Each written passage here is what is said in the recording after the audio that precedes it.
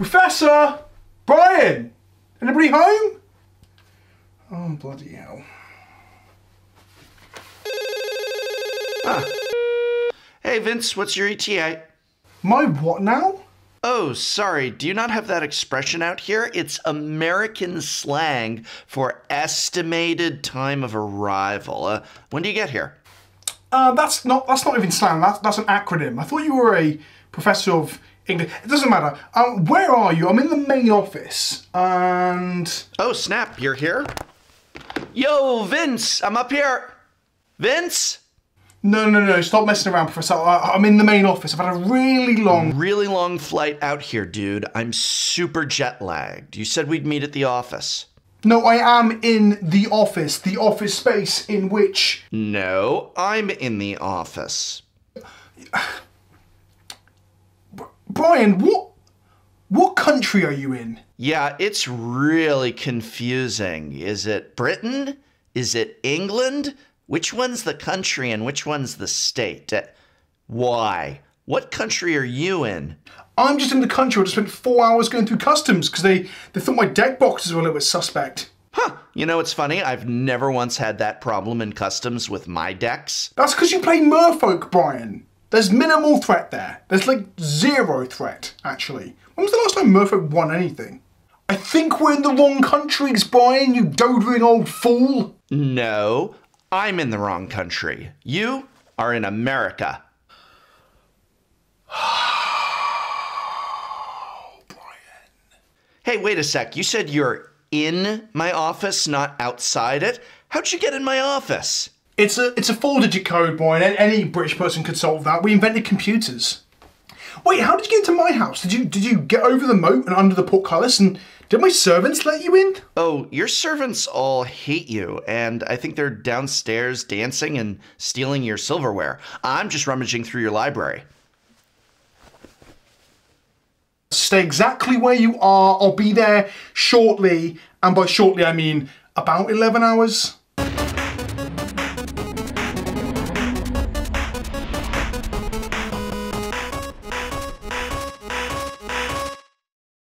Hello and welcome to another episode of Dice to Removal. I am Vince, also known as Pleasant Kenobi, and I'm joined by my lovely co-host, Brian of the Tolarian Community College, who's also apparently in England with me, according to our opening skit. Well, Good we both afternoon. flew back. We both flew back. So I got on a plane and you got on a plane and we missed each other again. Oh, we missed, sorry, I wasn't sure what the canon was, you see, but now at least people know. People can now put this into a wiki in 15 years' time when there's a Dice to Removal wiki to follow all the storylines and things. Well, you had to get back for GP London, which is coming up. You'll be at GP London. Yes.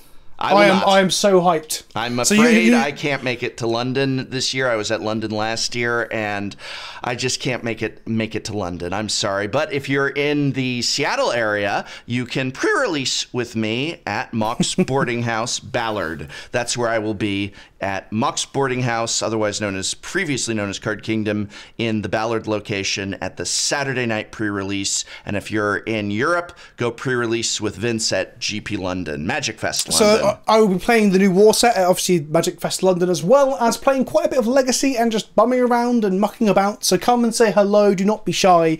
I am beyond hyped. I love GPs, especially on good old sovereign British soil, soon not to be European soil because of the political decisions of questionable people. But this week we're not talking about any of that stuff, Brian. That's right. We're talking about how do you pronounce... That's right.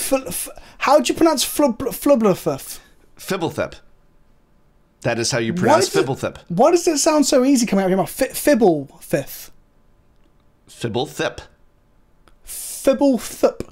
Considering some of the British words and sayings I've heard over the years, I would think Fibblethip not only is easy for you to say, but would probably sound quite familiar to all your it's dibbly bop stuff that's always coming in all fairness, the pond. That's quite a concise answer, and I was hoping that topic would be more of a bigger podcast than that. I guess we can just how do you pronounce a word is not a thing of discussion. It's how do you pronounce a word? Fibblethip. Why didn't you tell me that before we started? I thought that was the but what else can we talk about then? Well, I think that given the set that has now been spoiled. Okay. Yeah. Many Magic the Gathering players asked the question, MTG War, what is it good for? Is it absolutely nothing? I disagree. I think there's some really great cards in here, and I think we should start off by just going over our favorite cards from the set. And then I also want to talk about, in this episode, Planeswalkers. Are there too many of them? And what effect is this legitimately going to have, not only on Standard, but the game, and on Planeswalker design for sets going forward? But first, let's just talk about something we love. Cards that we love.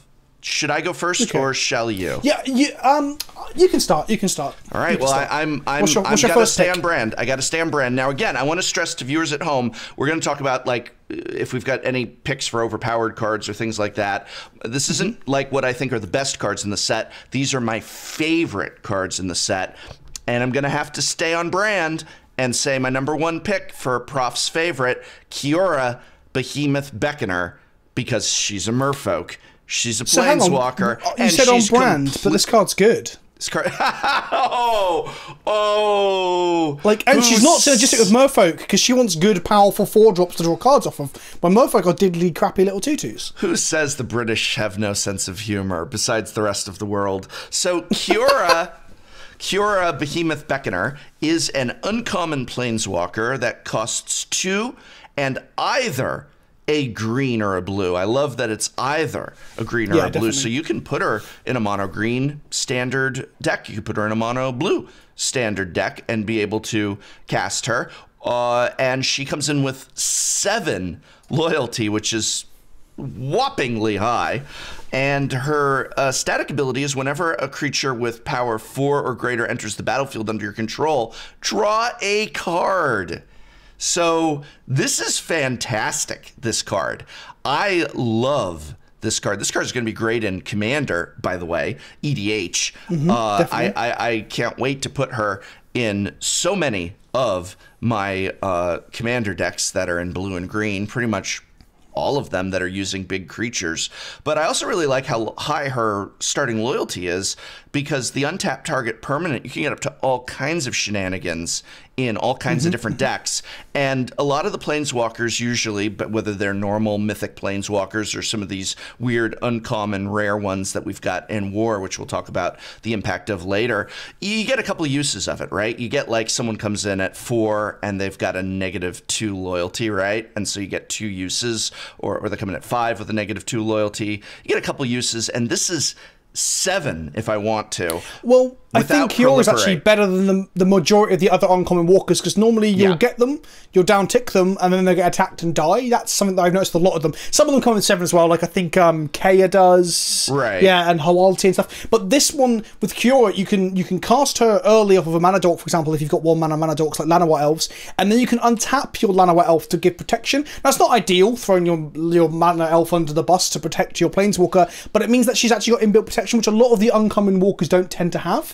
They tend to have a finite use, like you said. They've got loyalty, a couple minus ability they can do once, twice, 3 times. But she's 7 loyalty, -1, and she can untap a blocker, which protects herself, which is just mad. I think she is probably the second best, in my opinion, of the uncommon walkers in the set.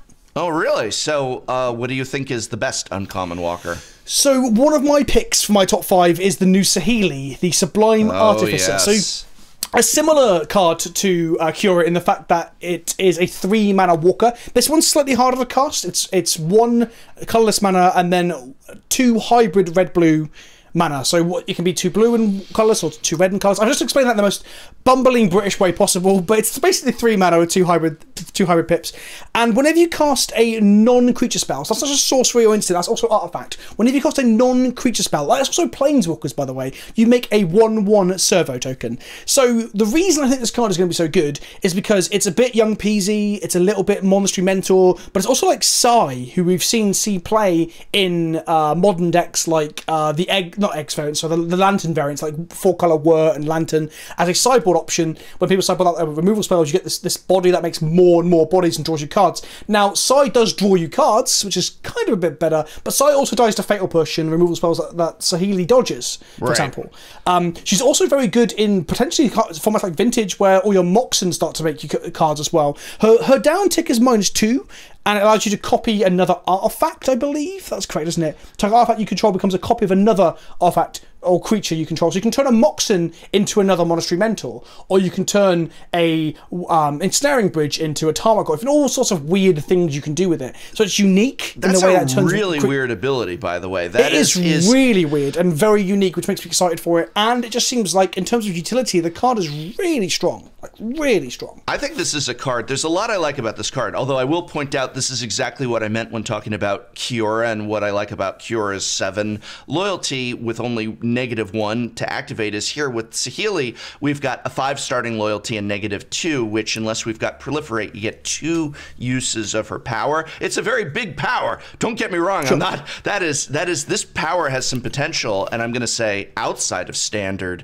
is where we're probably really going to see some shenanigans, and I like shenanigans. Do you know what the most exciting thing I can think of off the top of my head? What's that? It's not exciting. It's value. So yeah. You play a tireless tracker in a land, right? Okay. And you make a clue, and then Saheeli can downtick to turn the clue into another tracker next turn. Right. So you can then play a fetch land and get yourself 4 clues. Now that's not going to kill your opponent, but the amount of value you get out of that is absurd. Yeah. So yeah, the weird interactions, the weird things you can do with this card are going to be so exciting. And then don't forget as well, if she makes all these tokens, she can ramp you into the new Tezzeret as well. Right. It gives things, or cards off the Tezzeret because it gives them all affinity. It's just so unique and so cool, and I'm excited to see what people do with it. And again, she has another thing I really like about her is not just one of my things I always look for on a Planeswalker in particular is low casting cost, because we get some really cool, spicy Planeswalker abilities, and they'll often slap them on some 7-cost Planeswalker, which, while not impossible, obviously some of the most terrifying Planeswalkers do cost in the 7 range, as we all know from Modern. But you know what I mean, that's going to make it very situational, more difficult to get out. And when I see Planeswalkers at 4, that's kind of like where I start to pay attention. And when they go below that into 3, mwah, and she's not only at 3, exactly. but she's in the hybrid mana. So you were just talking about pairing her with Tireless Tracker, but imagine if she was 1 mana of any color, 1 red and 1 blue. That then becomes a lot more difficult. And here I could see, decks where it's like, okay, well, we don't have red, but we've got blue in here. We don't have blue, but we've got red in here. And so she's very versatile. She's very flexible. And that ability is so interesting. She's definitely one I'm considering. I haven't finalized my lists for absolute top cards of Modern. If she doesn't show up in main boards, I'm pretty sure she will be a sideboard card. I wouldn't be surprised if you see people even just, at least for the first month or 2 of War, people just playing her in weird places. Right. So look forward to someone turning their Mox Opal into a 3rd cranial plating in Affinity, and you're just like, well, I'm dead. That's so cool. She'll show up in weird places, weird places. Yeah, that's such a cool use. And I think also Commander, obviously, this is a lot of fun in Commander. With some only of the she could be your commander. Hey? I disagree. Let's refer to Kiora. Imagine if Kiora that I just mentioned was your commander. That would be out of control. That would just be out of control. Is it any more out of control than like Sisay or another creature that's like really powerful? Yes. No. Let's save the debate before that's another topic perhaps for another time. Yeah. I'm going to move on, and I'm going to say my next pick for favorite card of the set for the Professor is tapping into my emotion. It's tapping into my impulsiveness. It's tapping into some of my passion and, dare I say it, rage. And it's not a Planeswalker. That's right. There's a few legendary creatures of note, just a few, in War of the Spark, and it is Ilharg the Razbor. Ilharg, and I have no idea if I'm pronouncing that correctly. Ilharg, I don't know. Well, it's interesting you call him Razbor. Isn't he a Razbor? Isn't he raising? Freaking know. Raising legend. Okay, how about I just call it Boar for the Boar God? Boar for the Boar God is just so much fun. 6/6. 3 mana of any color, 2 red, legendary, so this can be your commander. It's got trample, that's always nice, but whenever the Boar God, whatever his pronunciation or pronunciation, depending on how you pronounce, attacks, you may put a creature card from your hand onto the battlefield, tapped and attacking, return the creature to your hand at the beginning of the next end step. When the Boar God thingy dies or is put into exile from the battlefield, very interesting that it also counts just going into exile, you may put it into its owner's library, third from the top. So guess what? This is on flavor. It doesn't die to removal. Not even Path to Exile will take care of it. It temporarily dies. He goes away for it. You can send him on a holiday, but he will come back. Okay, it dies to removal, but it comes back. Yes, and which is every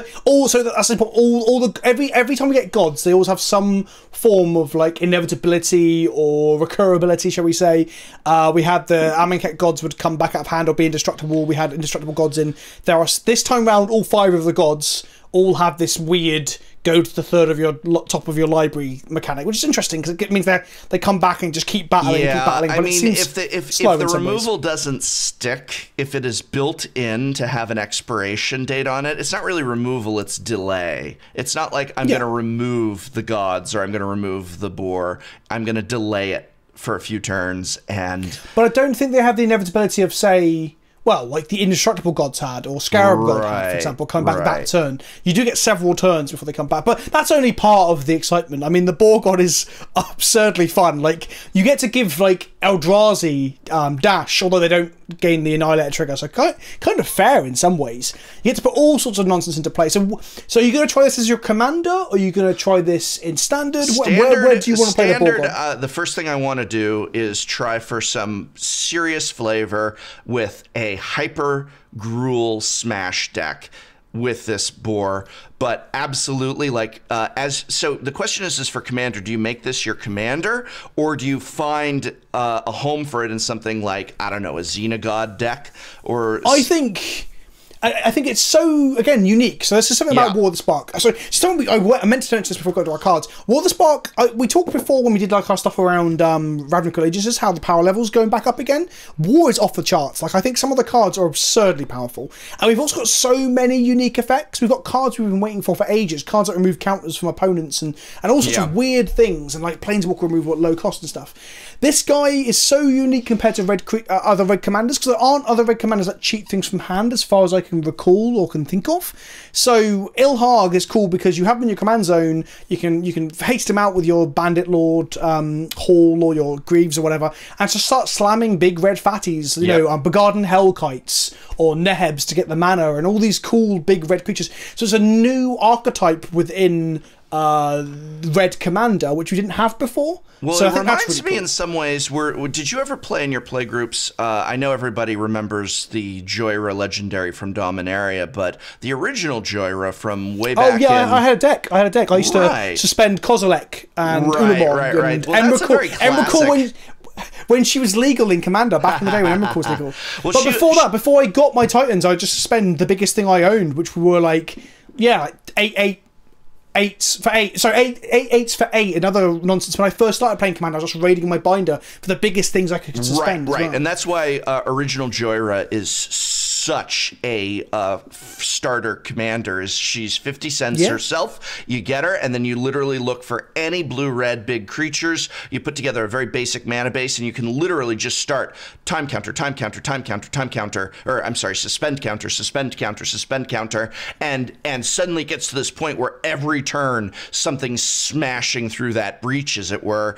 And the boar really reminds me of that, where we don't need those big blue Krakens necessarily. We're just going to grab big red dragons, big red fatties, and have a lot of fun. I guess it has a danger. And I think you probably build towards a really good budget commander deck. Oh, out definitely, of this. definitely. There's a fear that you might move too close towards the other big artifact red commanders like Feldon and things, where there's just Blightsteel and Darksteel Colossuses. Right. So I personally would probably try and stay. Well, actually, you've got to play a Blightsteel, right? Because you could just one-shot someone out of nowhere and really upset someone at your commander night, and they probably won't talk to you for a week. Well, that's the goal. That's the goal, is to upset someone at commander. The goal of commander is just upset at least one person. Format, and fun means pissing your friends off. It's not Commander Night until there's been at least one argument, right? Yep. That's not a real Commander Night. So. Yep. Absolutely. So what about you, Vince? What's next on your list? So on the topic of unique commanders then, one of my other 5 is going to be Feather the Redeemed. Of course. Not only because, A, she's going to be a very, very unique Boros commander. So she's a spell duplicating red-white legendary angel. I'm just going to get her up here so I can read her stats for exactly. I think she's a 3/4 for 3 is the other reason I want to talk about her. There she is, yeah. So she's red, white, white for a legendary angel that is a 3/4. She has flying, and whenever you cast an instant or sorcery spell that targets a creature you control, exile that card instead of putting it into your graveyard, and as it resolves, if you do, return it to your hand at the beginning of the next end step. So we have a 3-mana 3/4, which already makes her playable in standard, and also makes her potentially, depending on how good you can combo with her, in some sort of weird fringe modern deck. She won't break modern, but you could play with her for fun. I definitely will. But in Commander, she gives you this weird spell duplicating value line that Boros doesn't often get. So red-white often gets mocked for not having the toys to play up to the big boys of the format, like the big green-blue decks and things. Here, we can turn like simple 1-mana cantrips. Is it Sure Strike? Oh, am I getting the name right? Sure it's a 1-mana Strike, spell. Yeah, +1/+0, draw a card. That card alone, every turn, you can just cast it on your dude, draw a card. Next turn, cast it on your dude, draw a card. As you go around the table, like the amount of value you can get out of casting cards that otherwise are terrible in Commander is absurd. And then don't forget, you can also just go a whole different strategy of pump burn as well. Kind of like Harder, the Zedron grinder in a way, but again, opening you up to white, which gives you more toys and more things to play with. So yeah, Feather, I think, again, opens up some unique space in terms of how you can build your decks and how you can play Commander, and that's one of my favourite things about War of the Spark. So Feather's one of my picks for exemplifying that in War of the Spark. So my next pick is not necessarily, I mean, we can debate just how powerful this is in a second, but it's the type of card that I really love. I'm a big fan of land. Land has always been the thing that fascinated me from the early days when I played during Revised and just had the dual lands and really liked collecting lands as your mana base. And I love functioning lands, lands that do different things, lands that serve a utility purpose that is more than just providing a colorless mana sort of thing. And I am just absolutely excited about Karn's Bastion more than anything as something that goes into Commander decks. There's a lot of potential here. Obviously, they put this in here so that we would have the ability to proliferate in just about any deck with any combination of Planeswalkers and Standard. But given the nature of counters and how they work in Commander and how much they are important and how much Proliferate can do in Commander, Karn's Bastion, to me, I want to start collecting foil versions of this pronto. It's a land. We can tap it for a colorless mana, fine, but we can spend There's 2 arts, isn't there? Is there 2 arts? Are there 2 arts? Well, there's a promo of it. Yeah. I'm sure I saw a different art. Yeah. I don't know what the promo is from. I've got it in front of me. I'll put it up on the screen in the podcast. There's the promo for it, and then there is the regular art that you'll get in booster packs. Yeah, I think this card's a bit of a sleeper in some ways. That's what I like about it. It was very early in the whole spoiler cycle, and I've not really seen anyone talk about it. So I was glad that you picked it for one of your 5 because. Yeah. You are right, like it's such an easy include for any deck that needs to proliferate counters, whether that be some sort of artifact deck with needs charge counters, or the obvious thing being Super Friends or Planeswalkers. I also think it might sneakily be good maybe in something in Standard where you've got multiple walkers, you can pass the turn with counter magic up. If you don't have to do anything, you just proliferate your walkers and you're one step closer to ultimating some of these absurd rare and mythic walkers that we've not even touched upon. So I think the card is generally quite good because the opportunity cost is so low for including in your deck because it's a land. Right, but also keep in mind that we've got all of these uncommon and rare walkers, and again, it's hard to say. I always have a lot of difficulty envisioning things like a draft environment or even a standard meta until I actually am sitting down and kind of getting to play in it. I'm not very good at future sight of like, oh, well, here's what these decks are going to look like. I don't even like to engage in that too much, but I do think it's fair to say that what we're going to be seeing, especially in Limited, which again, it's not my favorite format, but we're going to be seeing probably decks where you are sitting down to have multiple Planeswalkers in that deck in the same way you would sit down with multiple creatures. Well, now you're sitting down with multiple Planeswalkers as well as some creatures, and Proliferate is just going to be so important when you've got a Kiora and I don't know, a Tybalt or whatever on there, and they've got a very good loyalty ability, but they've only got a few uses of it for ones other than Kiora, and so the proliferate will help you build it up there. So it's not even so much as making an ultimate ability, which is obviously great, but just imagine having 3 various uncommon and or rare planeswalkers on your board. You're using their negative abilities. You don't really have a way to uptick them, and you're able to then proliferate each turn, and it hits more than one. It isn't just proliferate and add a counter to one. It is to all. Or as many as you want, you can pick. And so that is just fantastic, I think, for what we're going to see in Standard and Limited. I think it's a key utility piece. But what this is going to do in Commander, possibly in Legacy Modern decks, is also, I guess, it's Hardened really Scales Affinity reliable. is the only Modern deck I can think of where it could actually be absurd. Like, Yeah. you just activate it and you tick up the counters on your Ravagers and your Artbound Workers and your Walking Ballistas and their Chalices, because it has like weird fringe applications where you can uptick their stuff to mess them up and things. So actually, as a one-of in Hardened Scales Affinity, I mean, they play the Graphland, and this is kind of just as good, right? It's like, listen, so for Merfolk, people run Chalice on 2 against me. And I might as well scoop, right? In Merfolk, if they resolve a Chalice on 2. You got Aetherval though, just okay, but you see what I mean. And there's other decks like that, decks where you resolve your Chalice on the magic number for the deck that you're playing against, where 90% of that deck is at that number. Running a copy of Karn's Bastion is not necessarily going to mess up most mana bases, and it's still producing a mana, albeit a colorless one, but that throws off their Chalice. It's just like you're just going boink and knocking their counter off in the wrong direction. And, I can see myself doing that. I can see myself taking up and pumping my Walking Ballistas and my Tezzerets behind an ensnaring bridge in some sort of weird prison brew. So I don't necessarily think it's going to make waves in Modern, but I don't think it's a million miles off. Those aren't always. I mean, I think its cost. If its cost was 1 or 2 mana lower, I think it would be absurdly good in Modern. Oh, sure. I guess they put it in a very safe space, which is good. Being safe is probably better than breaking formats, but the card is undeniably good, especially inside Commander and things like that. Yeah. So what do you have next on your list? So I guess if we're talking about Karn's Bastion, I want to talk about Karn himself. Oh, going to Big Daddy Karn, the great creator. Yeah, so I want to at least talk about one of the mythic rares or rare planeswalkers. Ugin's pretty good, and like Liliana, I think is actually really quite good as well, almost as good as like Elspeth Sludge Champion. But that's more for Standard potentially. Right. I think Karn is my favourite of the new walkers. Tied with Gideon, but Karn because he's almost a stacks piece. He turns off your opponent's artifacts, which when paired with a certain 6-mana artifact, Mycosynth Lattice, means that you can turn off your opponent's lands.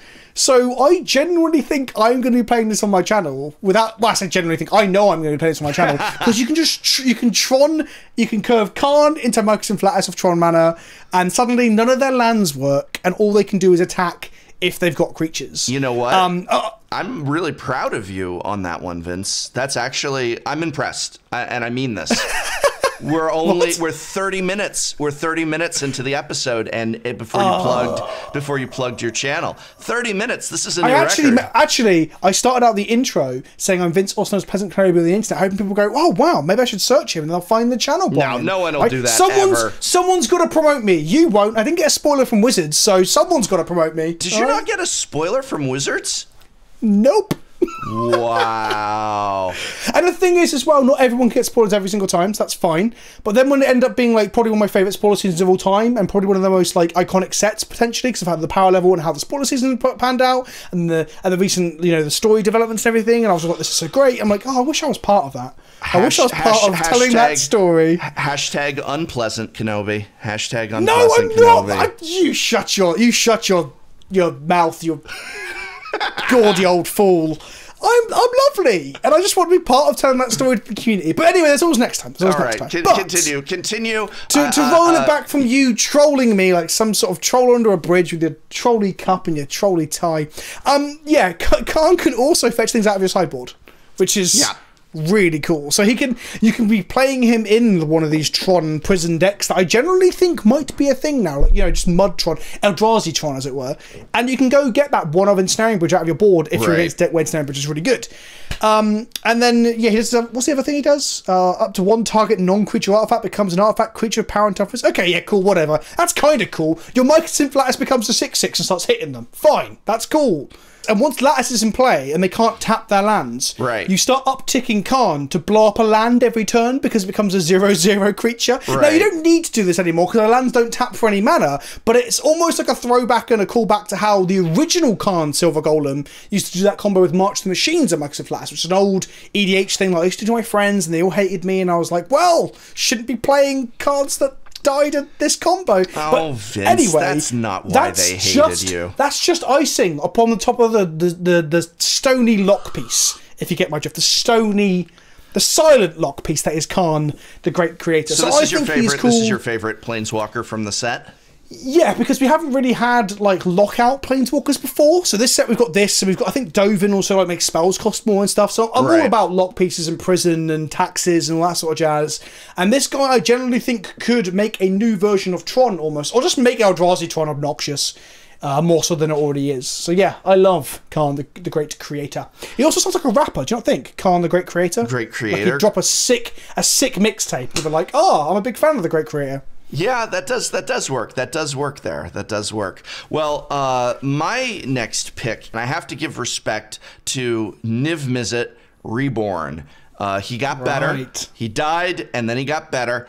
It was but a scratch. But a scratch, and getting some real shades of Progenitus or Child of Alara here with one of every color, and you get a 6/6 flying at Dragon Avatar. When Niv Mizzet Reborn enters the battlefield, reveal the top 10 cards of your library. 10, just like the 10 guilds of Ravnica, and for each color pair, those Ravnican guilds are all color paired. Choose a card that's exactly those colors from among them. Put the chosen cards into your hand and the rest on the bottom of your library in a random order. So the potential here is just extraordinary. Never mind standard. What type of commander decks does this scream to you? Clunky ones that don't work. No, what? I'm sorry. Look, I've agreed with you with so much so far. We've been on the same hype, but I am a bona fide 100% Niv Mizzet fanboy. The first real commander deck I ever had was the Firemind. I loved comboing people with that guy. I love Niv. He is my favourite dragon in Magic, okay? He's better. Ujitai comes second. Niv Mizzet is the boy, right? He is the big, smarty pants. And this just, I don't know, it kind of sucks. Like the downside, the flaw is that you spend 5 mana of every colour to make a 6/6 flyer, and then it triggers, and you maybe hopefully you get, well, you got to build your deck to make it obviously hit more often, but you get a couple of cards out of it. I mean, compare him to the Perun. You can get 10 cards out of it. If you could get 10 if you hit all 10 guilds. Yeah, you could get 10. Yes, you could get 10 cards out of it. The chance of you getting 10 are statistically very unlikely, though, right? Oh man, you really don't think that this just screams like build around me flavor commander? So Firemind was awesome, right? Right. Draco Genius, no one likes Draco Genius. He was a bit dull, okay? No, yes. Then Perun came round, right? It's Perun, whatever it's pronounced like. And he was so good, everyone was like, oh, like, people weren't sure, then they played with him, and he was godlike, Niv Mizzet's back. He's so good in Standard, he's a great commander, he's incredibly powerful. People were putting him in Vintage off of Oath to stop Storm decks. He was absurd. Right. And then they're like, okay, he's dead now, and you're like, okay, I'm pretty sad about that. No, he's not dead. He's now a Mythic, and he's reborn, but he's a 5-color 6/6 that might draw you a couple of cards, then does nothing once he's in play. And I agree he should have been a 5-color 10/10 to be on flavor. I believe I will agree he should have been a 5-color 10/10. If his power and toughness, I don't know, you can't make him too big. So what you're saying is you like to build miserable commander decks that lock out everybody and make everybody hate you, but you don't like actually having fun in commander and building theme. No, I love having fun, but I find this guy to be just a bit boring. I just feel like if you want to build a Ravnica commander deck that you're only using Ravnica cards or themes, like not Okay. a Selesnya deck, not an Izzet deck. It seems like No, okay, there's I'll concede that. I think a lot of he is this probably is the guy that he is the leader best. of Ravnica. Is he the only 5-color legendary from Ravnica, though? So he's like the only one we can have. But there you go. There's no competition, right? Man, way to dump a bucket on my... All right, I'm sorry. I agree with all your points so far. Right, We've been on the same page. But it wouldn't be a fun podcast if I agreed with you all the time, Brian, would it? Show me your next pick, Vince. Okay, my next pick is Bolus's Citadel. That card is rubbish. Why is Bolus's Citadel I didn't rubbish? hear what you said. I didn't hear what you said. I just... I know you didn't. Bolus's Citadel. Yes. Okay, for the viewers at home, it's 3 colourless mana and 3 black. It is a legendary artifact. It is a black artifact, which coloured artifacts was actually... Like, it's not very common that we see these. We see them now and again showing up here and there, but it's cool that they're willing to put like affinity on the new Tezzeret, for example, or have coloured artifacts in the set. They're willing to do these little splashes into like keywords that aren't like a mainstay of the set. I love that. It's a legendary artifact. You may look at the top card of your library at any time. Just like Future Sight in some ways. You may play the top card of your library. If you cast a spell this way, pay life equal to its converted mana cost rather than pay its mana. It also has tap, sacrifice 10 non-land permanents, each opponent loses 10 life. So it is, not only is it flavor-wise, it's the Death Star and it shoots people for 10 damage. Not quite Death Star levels of damage, but it's still pretty good. It allows you... Wait, what's that card? I'm not familiar with that card. What's that? The Death Star? Death Star? What set's that from? It's from a custom set called Star Wars. Oh my god, is that a Star Wars reference? Okay. Yeah, I'm sorry that you absolutely... Death Star, it sounds like a Magic card. I don't know. I'm so sorry that you refuse to understand pop culture in any way, apart from Doctor Who, obviously. But this card has so many interesting and exciting applications, mainly in weird combo decks in Vintage and Legacy, probably like Doomsday decks and stuff, where you just chain baubles and eggs and things off the top of your library, and then cast rituals, then cast shooters, and with Sensei's Divining top, you get to reorder the top of your library and just go mad. Go absolutely mad. This card is a ticking time bomb for some sort of weird combo deck. Yeah. I don't think it's going to ruin a format, but I think it could make for a very fun combo deck. I think that there's a lot of formats where you can figure out a way to get 10 chumps real easy and in a recurring fashion, never minding just being able to play top card of your library, depending on the deck, the cost in life. I mean, in Commander, cost in life isn't that bad. When you've got 40, sure. You know, so lands you don't make a very cost you good point, because I'm going out on the conjecture here of like comboing off and playing your whole library, but you've got a very good point that even the downside, the lowest side of things, that it's a 6-mana card that basically draws you at least 1 card every turn and has this alternate mode of firing your tokens at people. So yeah, like the card is just absolutely legit, whether it be a Commander staple or whether it's in some weird Doomsday variant in Legacy or Vintage down the line. Yeah, I love it. And it's also so flavorful as well, this big Death Star battle station. My next pick is a card that I would like to see you trash, like you trashed my Niv Mizzet pick. I'm gonna try. Really? This is a great one. Soul Diviner. 1 blue, 1 black. It's a 2/3 zombie wizard. Tap to remove a counter from an artifact, creature, land, or planeswalker you control. Draw a card. This is awesome, this card. Okay, it is pretty cool. You're not going to... I was just waiting for you to, like, scoff. Well, I was just thinking of all the cool cards in the set. Is it one of the coolest? I really like that we're removing counters, which is not a common thing. It's a zombie wizard, Brian. It's wicked. The card is really cool. Like, I can't complain. Absolutely. I think that this is going to have a lot of fun in Standard, just in general. I mean, being able to take those counters off in exchange for drawing a card if you get stalled out. Now, it is a counter from an artifact, creature, land, or planeswalker that you control, so no, like, making one of your opponent's planeswalkers unloyal to you. But I think, again, in this environment where you're going to have a lot of planeswalkers under your control, you might not always need their down-tick ability each turn. Sure. And so it's like, maybe I have got someone out in play, and like Tybalt, and I don't need to go down a loyalty with him this turn, but I still want to do something with him this turn. Soul Diviner is like giving another down tick ability, which saying a card makes Tybalt better isn't much of an argument, right? Like any card. Well, I was just trying to think of an example. I was just trying to think. I know you were. I was making the old joke that Tybalt's useless and crappy, right? A three toughness blocker at 2, dropping this out early game to stop some. Even its stats are above vanilla, and the flavor as well. Not only the whole like threatening Domri raid thing, which is cool and everything, but the fact that it literally trades loyalty, like the resource that you have with the planeswalkers under your control, like Nicol Bolas has with Domri in this case, you're trading those for other resources. You're pushing them past their limits. You're potentially even killing or incapacitating some planeswalkers to get more resources.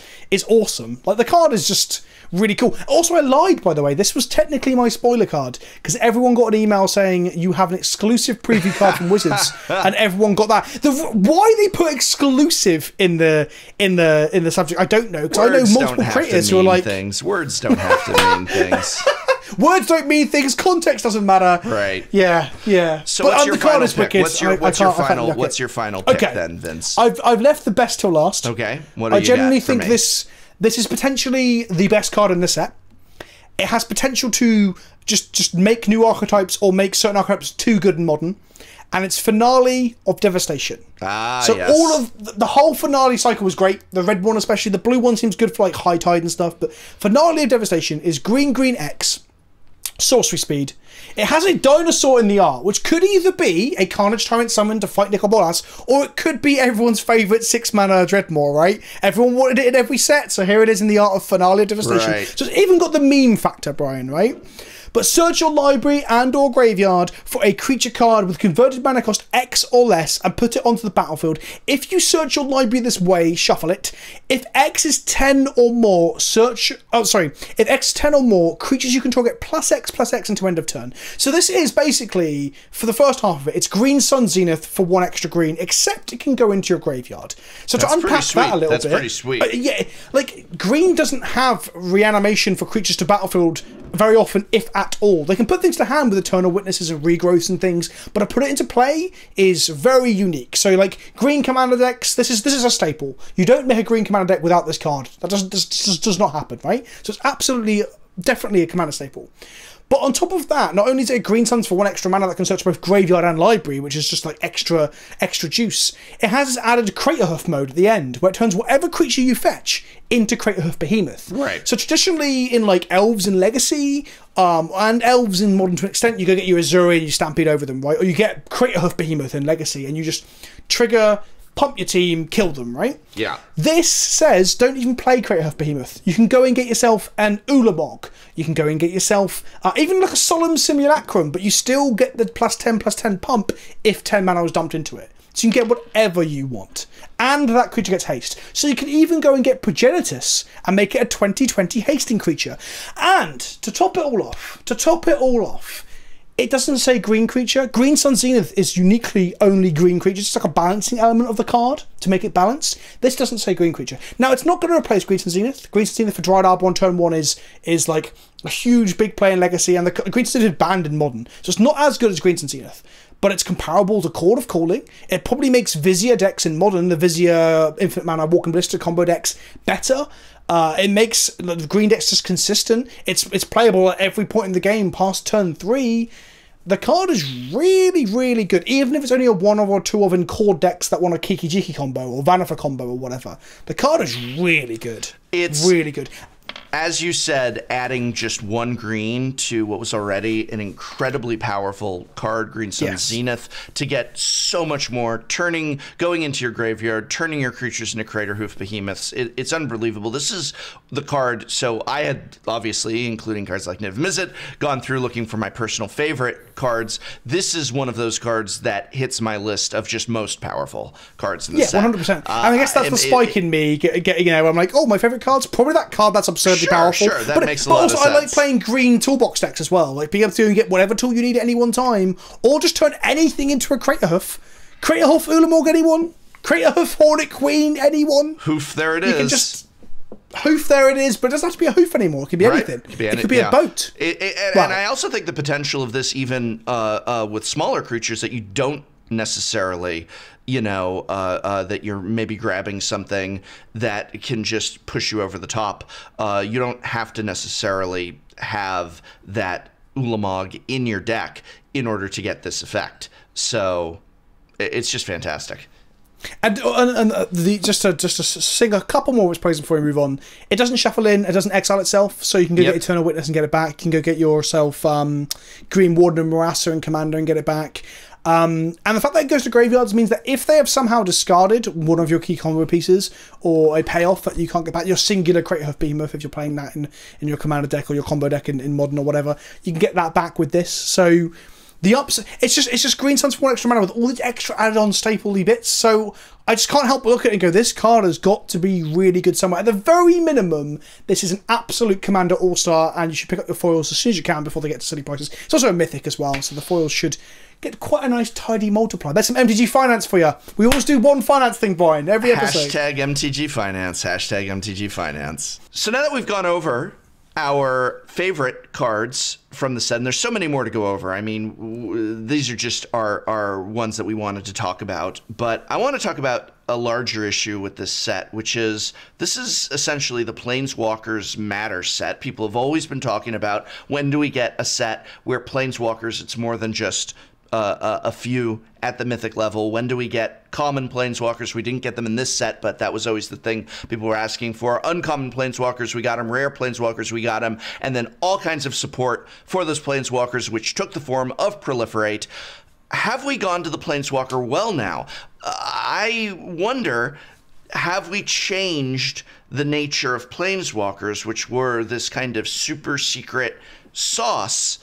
You only got a little of them in each set. They were always mythic. They were usually in some way, shape, or form kind of game-changing. If it wasn't a limited bomb, it was a standard bomb. Lots of them turned into these, Liliana of the Veil level Planeswalkers in Modern. Chase rares, almost.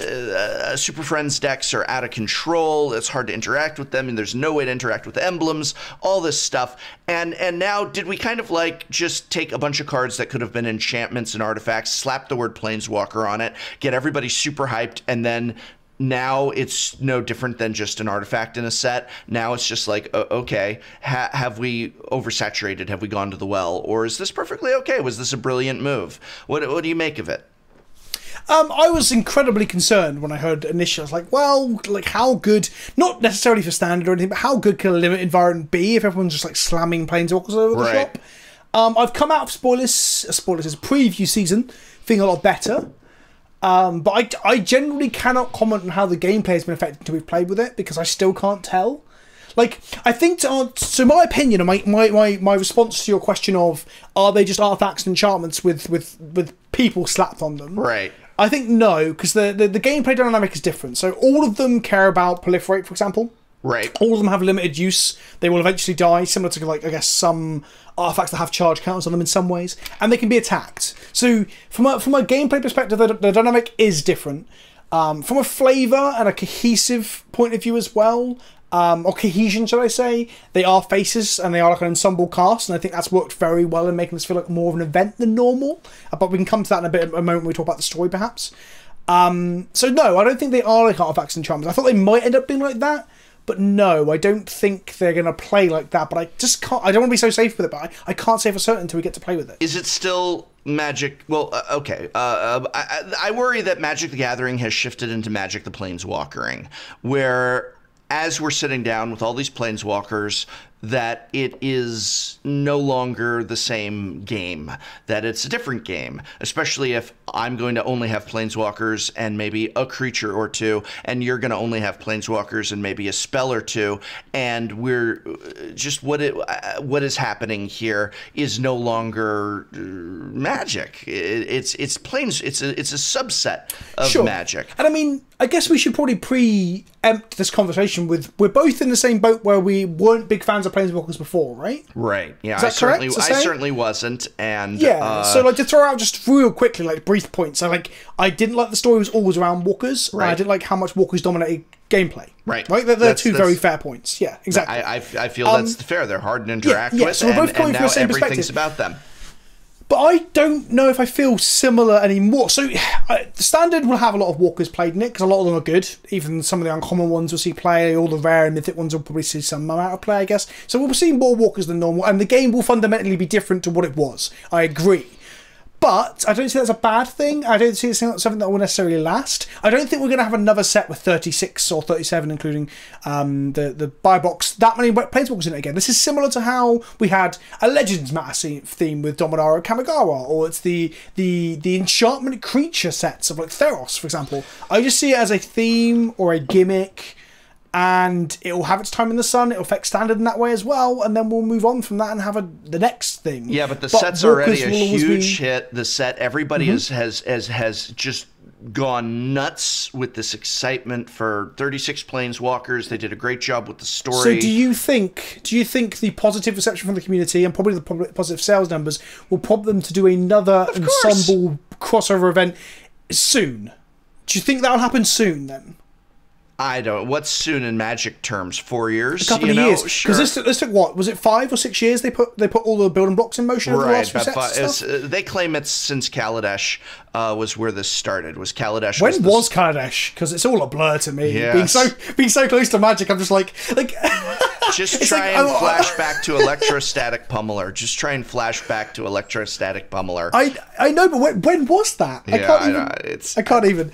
But I don't know if there'll be that blasé to do it so suddenly again. In some ways, I don't think it's going to damage the gameplay that much if we don't have it all the time.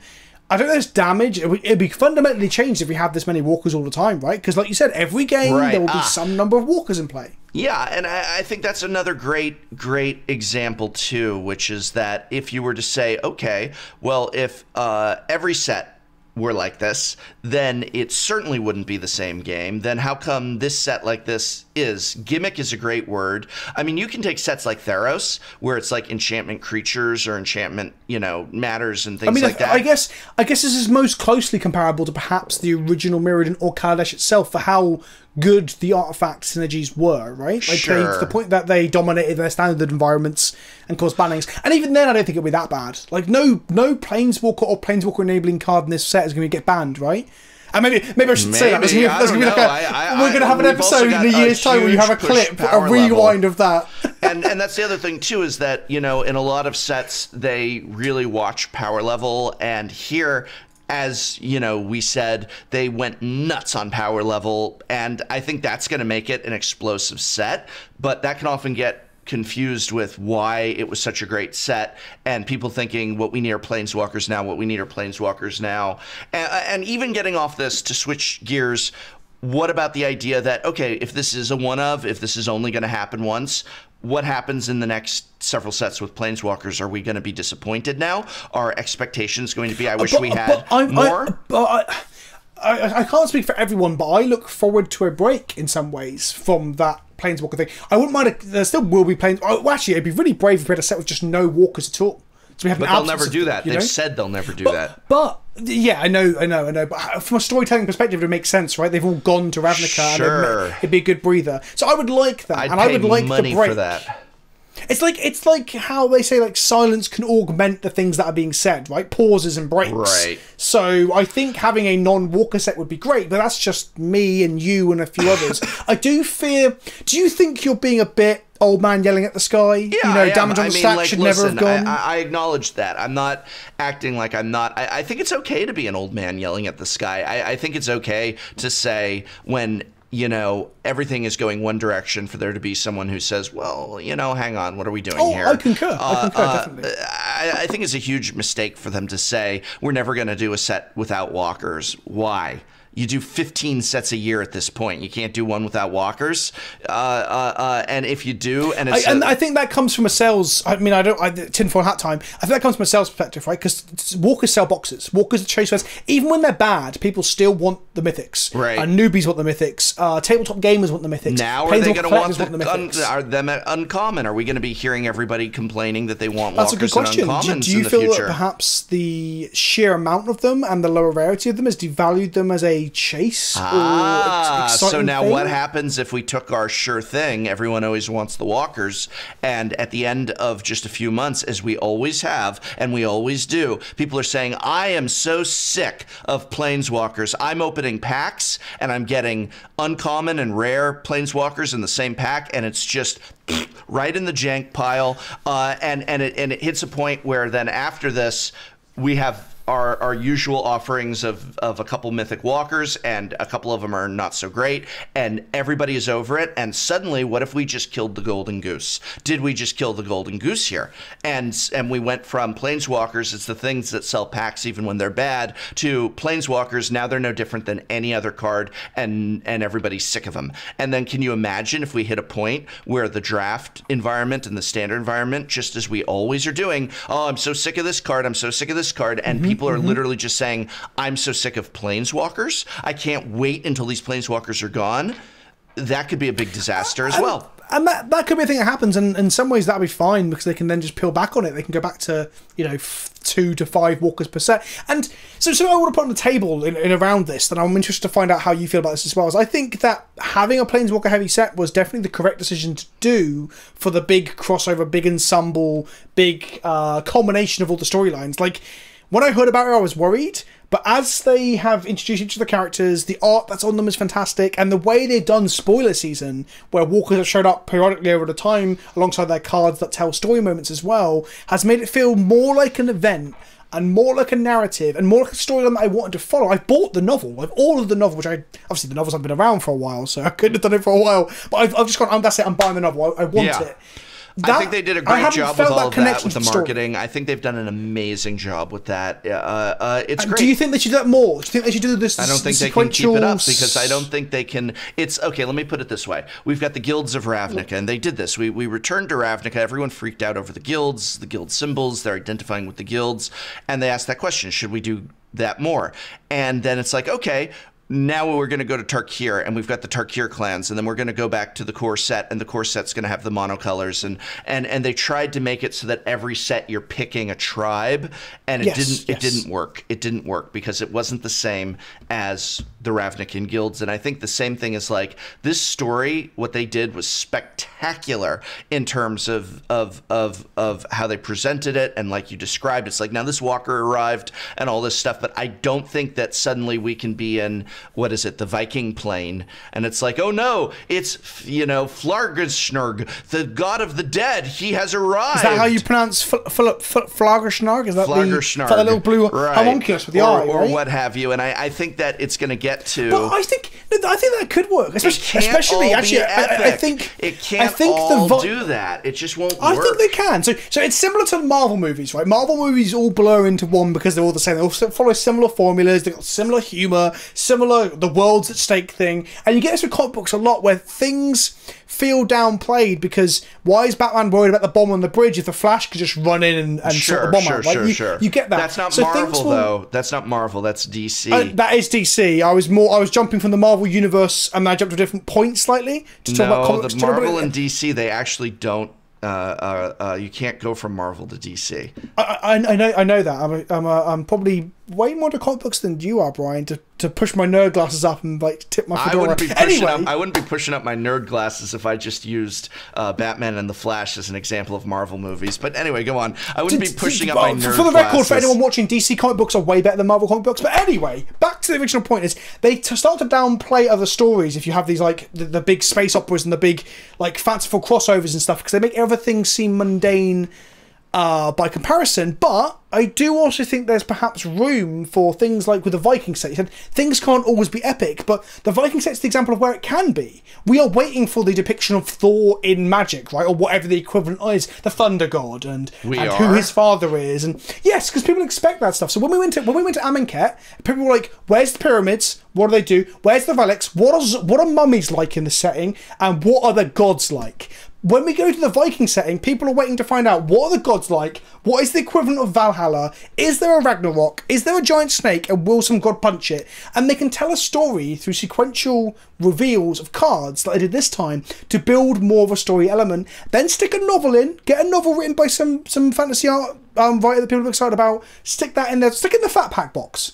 Stick it in the I fat agree with box with that. some I boosters. agree with that. I'll punch my mic. That. Yeah, I agree with that. My point is, certain settings they can do that epic stuff, but I also would like them to do, again, those silences, those periods of quiet where we don't have walkers all the time, or we have more human stories about, I don't know, like the way like Lauren was back then, you know, the story about the Fae and the Eventide. They can go and do that stuff without the need for walkers, and that way when walkers show up, they are like these godlike superhero characters, and we get some juxtaposition, some back and forth, and it isn't always, you know, turned up to 11 and epic, because then we get the feeling that things can be epic. They can't make everything epic at all times, but they probably will try to, because that sells more packs, I guess. Yeah, I don't know. I guess maybe my feeling is that I get very worn out of gimmicks. I want more of a substance. I feel less like I'm looking for, we've got 36 Planeswalkers and there's a Planeswalker in every pack. And what I'm really looking for is a lot more of like, let's look at how the cards play, what they do. And now in this set, it's got that too. I think that we took that and we threw the gimmick on top of it, and that's fine, that's great, but I worry that there's going to be... But it was the right gimmick, right? Yeah, it was the correct gimmick. Like, to do the big final boss battle against the big bad, you needed to either have heroic figureheads from things like Jehoira and people like that, or the walkers, because they've replaced those characters isn't now. In the set, she's not a planeswalker, she can't travel from Dominaria to Ravnica. Exactly, that's what I'm saying. My what God, I'm saying Vince, is... don't be pushing up those nerd glasses. Right, stop it with your stupid trolly nonsense and listen to what I'm saying. They had two ways to go with it. They had two ways to go with it, right? They can bring in these big heroic figureheads that we can all relate to, similar to like how you pick your tribe or your guild or whatever. These characters that you like my favourite superhero is Iron Man. It's not, but that sort of thing. But what they've done, instead of having the heroic characters like Gerard and Miri and Jehoira, they've now replaced the majority of those characters with the walkers as the figureheads, right? Yeah. So they had to do one or the other. They could have done it that the Weatherlight was back to how it was, they can bring them in. But the next set could be the Phyrexians invading a plane, and we don't need any walkers for that. We can just have Elish Norn show up, and everyone's like, "What? It's Elish Norn." And we can go back to... See, you don't need walkers to tell the story. You don't have to convince me. I don't want walkers, but there's always going to be walkers. And I think I am coming down a little. I want to clarify because I'm... Okay, so there you go. Sequential spoilers, right? Next set, we're going to have the Phyrexians invade Viking realms, and then halfway through the spoilers, we haven't had a single walker yet. And I was like, is there going to be walkers? Is there not? And they're teasing it. And then Koth shows up. Koth like rocks up out of a portal, and he's like... I'm here, bitches, and he's there to wreck Phyrexians, you know. I mean, it's Koth of the Hammer. Is he Thor?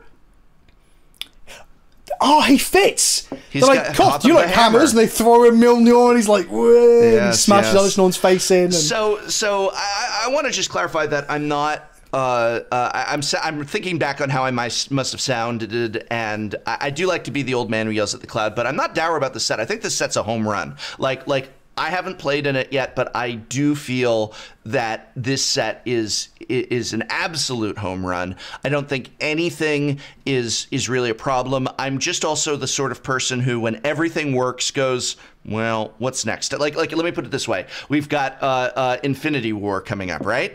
And I'm the sort of person who not Infinity War coming up, Endgame coming up. I'm the sort of person who everybody went in to watch Infinity War, and everyone loved Infinity War, right? That was big hit. Everybody loved it. They said it was amazing. And I'm the sort of person who comes out of that and goes, wow, that was amazing, A+. But I'm worried, how are they going to be able to pull off that sequel? Like, how are they going to be able to fix this? This is not going to work. They're going to do some time travel shenanigans, and everyone's going to be disappointed. And that's kind of what I'm saying is I think that this set really was Infinity War. That War of the Spark is the Infinity War. I think they actually really did lift it from that, but that's another story. Yeah, sure. And I think they did a great job. Right? Yeah. But I also feel like, and then what? We're going to the Viking plane, and it's going to feel anticlimactic. And 2 walkers, are we going to do walkers again now? only time can tell, only time can see. Living in the moment, living in the now. I think War of the Spark, it is a phenomenal set. I'm so excited for it. But I think you're right, though. I think you're right to have that, like, look to the horizon with maybe a hint of pessimism. I guess I'm more hopeful about it. But I'm throwing out conjecture all over the shop, like, what if they do this? What if they do that? And they won't. There will just be walkers in the next set, and we'll carry on have walkers to the end of time. And to be fair, I've kind of grown accustomed to it. And I'm kind of like, okay, like this is superhero fiction now, and I love comic books, so I love superhero fiction. That's fine. You know? It's not quite the Dungeons and Dragons party of adventurers on a interplanar ship that some of the older people yelling at the sky might be more accustomed to. You know, right. Although I am excited for when they finally. Sorry, go on. I was just going to say you love superheroes, except for Iron Man, who, despite... No, I don't dislike Iron Man. He wasn't my favourite. He's not your favorite. Do you understand there's not absolutes. There's not, like, favourite and hatred. He's not your favorite of the DC superheroes. No, he's a Marvel character, and you're now just being really weird and stuff. At no point did I say he's a DC character, Brian. No. You stop. Okay. Speaking of things on the horizon, Vince, where can we find you on the horizon? What do you have coming up on the horizon for our viewers to check out? I'm at Magic Fest London this weekend, so please come say hello, come have a chat to me about superhero fiction or magic or War of the Spark or any of that jazz. I'm always up for a chat. I'll be there. I've also got content coming out. It'll be a bit more sporadic for the next week or so, but I'll be back to my Modern and Legacy shenanigans usually. Probably a bit more standard now as well with War of the Spark. Also, depending on when this goes out, on Tuesday I'm streaming War of the Spark, both standard and sealed, mixing it up, going back and forth from 3 PM BST on Tuesday, the whatever time. 23rd. See, I know what I'm doing, my schedule. So if this is out before the 23rd, come join me for some War of the Spark gameplay. What are you up to, Brian? What's your plans for the next week or so? Well, as always, you can catch me on Tolarian Community College, which is hopefully where you are right now. And in addition to that, I've been doing a lot of streaming myself. I've been streaming just about every day in the afternoon Pacific time, a few evenings, few mornings. And so if you haven't already caught one of my streams, that's definitely the new area to be. But other than that, I will be at pre-release at Mox Boarding House Ballard. So if you are in the area and not in London, you can maybe come on down and say hi to me there. And whether you are in London or you are in Seattle or you are somewhere else in this great multiverse of ours, both Vince and I hope you have a great pre-release. Go on down to your local game store, get some games of Magic, have some fun, and if you're having fun, you're doing it correctly. And until next time... And DC's better than Marvel! Sure. I don't like those movies, but if you like those DC movies more than Marvel movies, Vince, which you're now on record as saying... Brian, not the movies! It's DC comics are better than Marvel comics. I've already muted you, so no one can hear what you're saying. They can only hear what I'm saying, and that's because, yes, it doesn't matter. It's you're muted, and you have now said... And you have now said that you prefer DC movies to Marvel movies, so that's how we all know what kind of a nerd you are. Credits!